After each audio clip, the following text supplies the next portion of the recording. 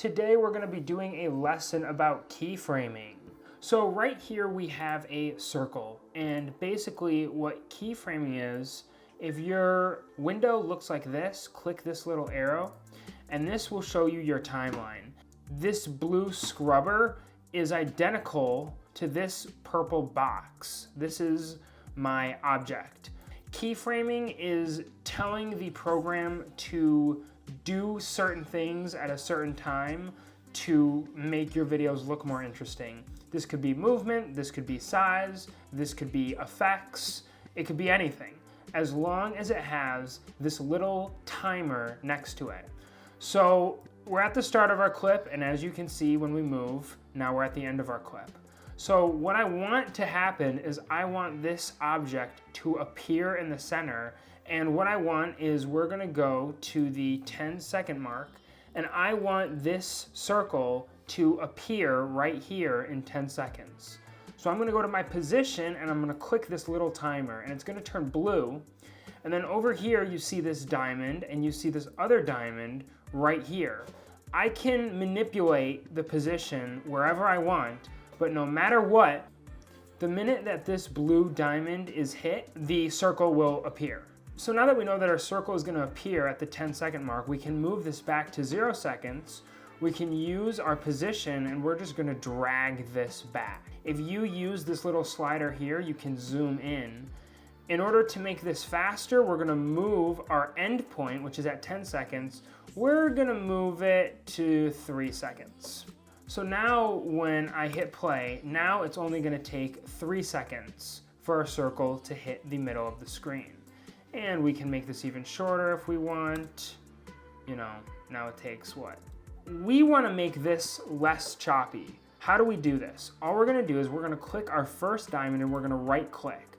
And it's going to have all these different settings. And we're going to go to this thing called temporal interpolation. And we're going to click ease out on our first clip. Then we're going to go to our second diamond right here. We're going to right click again. We're going to click temporal interpolation, and we're going to click ease in. If you guys have ever been skiing, you'll notice that what this is basically doing to our motion is it's just creating a hill. Think of it like a hill that you could ski on. The movement is going to be much smoother. You guys can kind of see it more at the end. It's like a ramp. It ramps up speed at this point right here, and then it eases in to this keyframe. These two blue lines control your ski slope, we'll say. So if I move this blue one right here, this object is going to come in slower and exit faster because the slope is longer. So it's going to come in slow, and then at the very end you can kind of see how fast it is. In order to make this more dramatic, we can kind of pull this closer, and you can kind of see that it kind of just ends. And if we go here and we make this more even, it's going to make the motion a lot smoother. So this is how you keyframe an object in Premiere Pro. But as you can see, we have a lot more effects here. We have position, we have scale, we have rotation, we have a lot of other things. So let's say that we don't want to mess with the position. We don't really want to work with this anymore. We're going to click this blue little timer, and it's going to say this action will delete all your keyframes. So now we're back at 0, and we're going to move our object back here, and we're going to make it tiny. This is a tiny circle. Now, instead of going to position, now we're just going to go to scale, and we're going to do the exact same thing. We're going to go over here, and we want this circle to become that big. So there we go. We just did it again. Easy, right? And if we want to get really technical, we can say, hey, I want the circle, the position of the circle to stay here, and I want this to come from left to right.